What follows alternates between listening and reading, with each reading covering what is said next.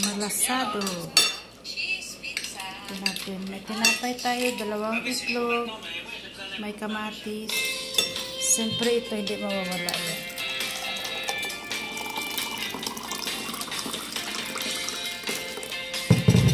Yan. May black pepper tayo, pero hindi ako naglalagay ng asin. Okay, kain na. Ito yung dinner natin ngayong araw ng Thursday. Paminta lang ilalagay natin dito. Diyos, wala palang laman. Akala ko may laman, wala pala. So, yan. Try natin yung ating itlog na malasado.